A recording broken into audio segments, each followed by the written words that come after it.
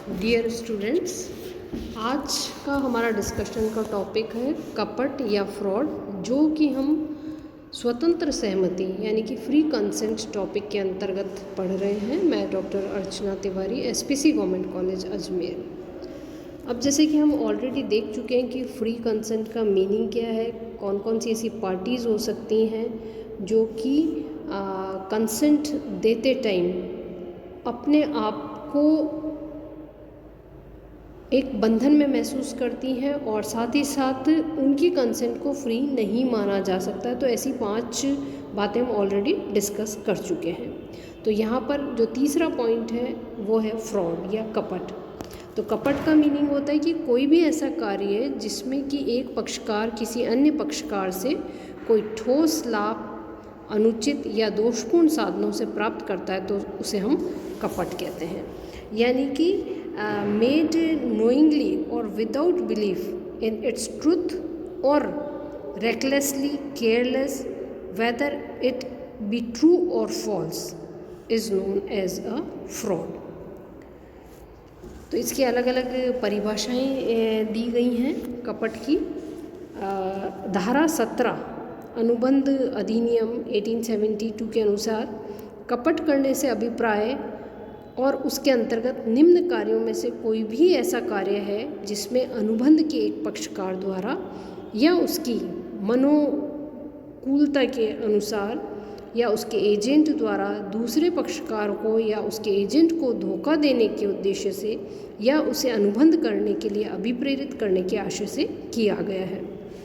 तो किसी भी ऐसी बात को जानबूझकर सत्य बताना जो कि वास्तव में असत्य है और जिसको कहने वाला भी असत्य मानता है, तो पहली बात कपट में ही आती है। दूसरा है तथ्य को क्रियात्मक रूप से छिपाना जिसके संबंध में उसे जानकारी अथवा विश्वास हो। एक ऐसा वचन जो पूरा नहीं करने के उद्देश्य से दिया गया हो, या कोई भी ऐसा कार्य जिसका उद्देश्य दूसरे पक्षकार को धोखा देना हो। कोई भी ऐसा कार्य अथवा भूल जिसे किसी अधिनियम द्वारा विशेष रूप से कपट में घोषित करता है, और कभी कभी मौन चुप रहने का अर्थ भी कपट होता है। तो सामान्यतः हम कह सकते हैं कि निम्न 2 दशाओं में मौन रहना कपट माना जा सकता है, जबकि परिस्थिति ऐसी हो कि उसका ध्यान रखते हुए मौन रहने वाले व्यक्ति का बोलना कर्तव्य हो जाता है, और दूसरा जब मौन रहना भाषण के समान है। तो जो ऊपर सारी बातें हमने देखी हैं, तो उनसे स्पष्ट हो जाता है कि एक पक्षकार द्वारा अनुबंध करने के उद्देश्य से दूसरे पक्षकार को धोखा देने के उद्देश्य से किए गए सभी कार्य कपट के अंतर्गत सम्मिलित किए जा सकते हैं। Fraud means it includes the acts committed by a party to a contract or with his convenience or by his agent with an intention to receive another party thereto or his agent to induce him to enter into the contract। कपट के लक्षण में हम देखते हैं कि कपट पहला लक्षण हम देख सकते हैं धारा 17 के अनुसार, कपट अनुबंध के पक्षकार या उसके प्रतिनिधि द्वारा, fraud by the party of the contract और हिज रिप्रेजेंटेटिव्स। तो कपट का सर्वप्रथम एवं महत्वपूर्ण लक्षण यह है कि कपट करने वाला पक्षकार अनुबंध का एक पक्षकार अथवा उसके अधिकृत प्रतिनिधि द्वारा ही किया जाना चाहिए। कपट किसी अन्य पक्षकार द्वारा नहीं किया जा सकता है। अतः यदि कपट अनुबंध से संबंधित पक्षकार द्वारा किया जाता है तो उसे हम कपट की श्रेणी में रख सकते हैं। जैसे फॉर एग्ज़ाम्पल, यदि किसी कंपनी का संचालक प्रॉस्पेक्टस में मिथ्या वर्णन द्वारा किसी व्यक्ति को कंपनी के अंश खरीदने के लिए प्रेरित करे, तो यह व्यक्ति के साथ कपट माना जाएगा, क्योंकि कंपनी के संचालक कंपनी के एजेंट के रूप में कार्य करते हैं। दूसरा इसका फीचर है कि वास्तविक सत्यता की जानकारी, नॉलेज ऑफ एक्चुअल रियलिटी। कोई भी अनुबंध कपट से प्रेरित तभी माना जाएगा जबकि कपट करने वाले पक्षकार को वास्तविक सत्यता की जानकारी हो।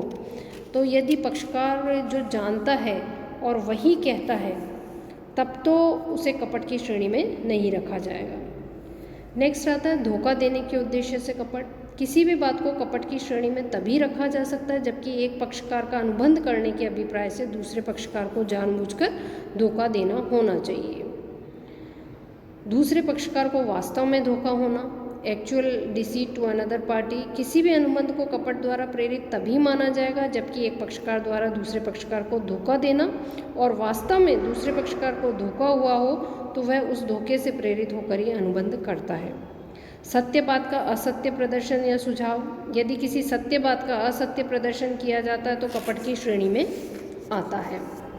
नेक्स्ट हम इसका फीचर ले सकते हैं कि अनुबंध करने के लिए प्रेरित करना, to motivate for making contract. कपट के लिए आवश्यक है कि धोखा अनुबंध के पक्षकार या उसके प्रतिनिधि के प्रति अथवा दूसरे पक्षकार को अनुबंध करने के लिए प्रेरित करने के लिए होना चाहिए, अर्थात कपट इन उद्देश्यों से किया गया हो कि दूसरा पक्षकार उस पर कार्य करे।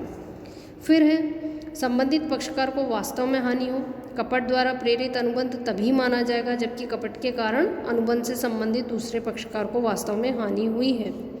कपट अनुबंध के महत्वपूर्ण तथ्य के संबंध में कपट के लिए यह भी आवश्यक है कि कपट अनुबंध के लिए किसी महत्वपूर्ण तथ्य के विषय में किया जाना चाहिए। पूरा न करने के उद्देश्य से दिया गया वचन। कपट के अंतर्गत यह भी महत्वपूर्ण है कि कपट तभी माना जाएगा जबकि एक पक्षकार किसी अनुबंध को पूरा नहीं करे लेकिन दूसरे पक्षकार को अनुबंध करने के लिए प्रेरित करने के उद्देश्य से कोई वचन देता है। धोखा देने के उद्देश्य से अन्य कोई कार्य करना। कपट करने वाले का मस्तिष्क अत्यंत सृजनशील होता है और नए नित तरीके वो अपनाता रहता है, तो इस आधार पर वैधानिक दृष्टि से कोई भी अन्य कार्य जिसका उद्देश्य दूसरे पक्षकार को धोखा देना होता है कपट की श्रेणी में सम्मिलित होता है। छिपाव द्वारा कपट, फ्रॉड बाय कंसीलमेंट। जब कोई पक्षकार किसी अनुबंध के संबंध में किसी महत्वपूर्ण तथ्य या बात को जानबूझकर छिपाता है तो उसको स्पष्ट करना उसका वैधानिक कर्तव्य है और इसके छिपाव से वह दूसरा पक्षकार अनुबंध करने के लिए विवश हो जाता है। तो इस तरह से हम देख सकते हैं कि अलग अलग कैरेक्टरिस्टिक्स हैं। तो एक और कैरेक्टरिस्टिक हो सकता है इसका, कोई भी ऐसा कार्य अथवा त्रुटि जिसे राजनियम द्वारा विशेष रूप से कपट में घोषित किया गया है। एनी सच और omission as the law specifically declared to be fraudulent.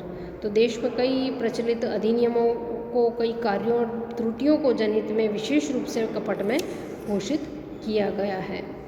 तो ये इसके फीचर्स थे। नेक्स्ट लेक्चर में हम देखेंगे कि मौन द्वारा कपट कैसे किया जा सकता है, इसे कपट माना जाना चाहिए या नहीं माना जाना चाहिए।